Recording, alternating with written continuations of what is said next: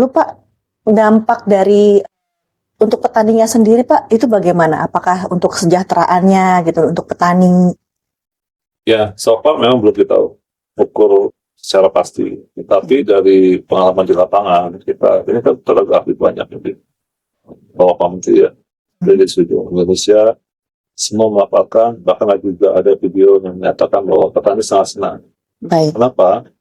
Biasanya di musim kemarau, itu mereka tidak bisa bercocok tanam, karena airnya tidak ada. Bahkan di lahan irigasi teknis pun, utamanya bagian ujung-ujung, tetapi muara, airnya tidak sampai. Nah, ketika kita beri bantuan pompa, ini sampai dan bisa akhirnya cocok tanam dan menghasilkan. Jadi mereka banyak yang berterima kasih lah kepada Bapak Menteri atas program yang tepat sehingga bisa membantu mereka bercocok tanam pada musim yang biasanya mereka tidak bisa. Jadi misalnya kalau di wilayah yang pada hujan itu kan memang tidak bisa sama sekali kan. Tapi di lahan tadi saya sampaikan lahan irigasi teknis pun kadang-kadang memang tidak sampai airnya ke sana. Nah, kita beri bantuan pompa, mereka bisa bertahan kembali. Nah, di lapangan kami melihat dia ada hujan sedikit, mereka bertanam, mau cetak tanam, mulai menanam. Tadi ternyata beberapa hari kemudian kering, panasnya sampai retak-retakan. Wah, kalau gitu, tim kami semua di lapangan memberitahu sehingga cepat kita kirim pompanya, kasih ada tumbuh. Jadi menyenangkan sekali kan, gitu, karena petani mereka merasa bahwa ini harapan darilah. Nah, tentu saja pompa ini tidak hanya tahun ini saja, tapi pompa ini kan akan bisa kita gunakan di tahun-tahun berikutnya juga. Jadi petani tidak punya harapan ke depan, kira-kira yang tadinya 1 kali bisa 2 kali nih, gitu. Kalau tadinya 2 kali bisa 3 kali nih, itu dampak untuk pompanisasi ya. Nah, di lahan rawa yang tadinya sekali dia demikian. Tadinya mereka tidak ada kegiatan yang hujan karena lahannya banjir, sekarang bisa cepat tanam lagi. Artinya kalau tadinya penghasilannya misalnya 2 juta, kan bisa naik jadi 2 kali lipat. Betul. Juta, gitu. Nah, ini yang kami rasakan rasa gembira dari petani yang saya ekspresikan. Makanya teman-teman yang videokan juga yang kami rasakan di lapangan gitu. Jadi luar biasa. Gitu. Oke, baik.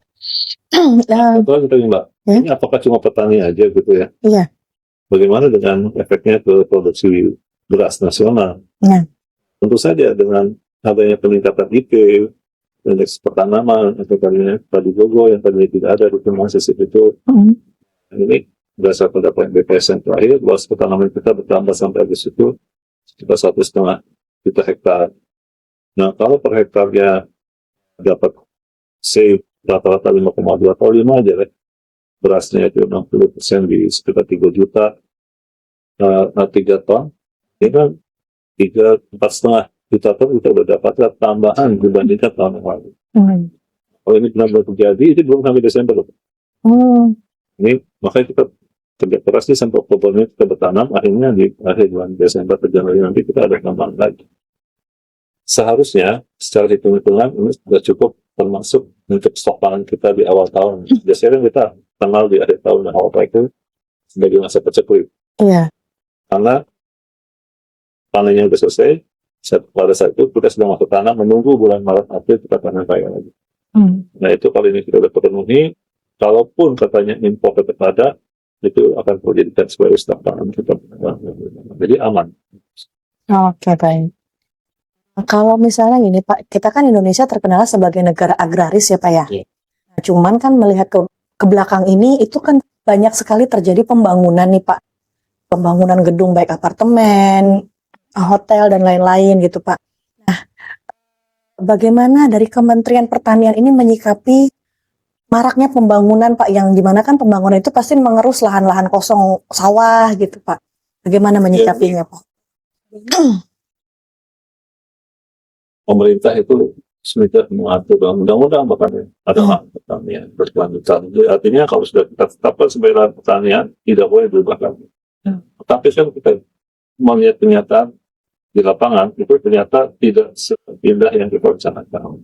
Pada praktiknya selalu berkurang ya. Sekian ribu hektar per tahun. Walaupun ada yang bilang 100.000 hektar per tahun, ternyata tidak sebanyak itu berdasarkan datanya. Nah, itu kalau Pak Menteri tidak terlalu mempermasalahkan itu. Itu suatu yang memang akan pasti terjadi. Tidak mungkin tidak. Itu pembuatan infrastruktur jalan, penggilahir terus butuh rumah dan sebagainya, pasti berkembang nanti ini sendiri Pak.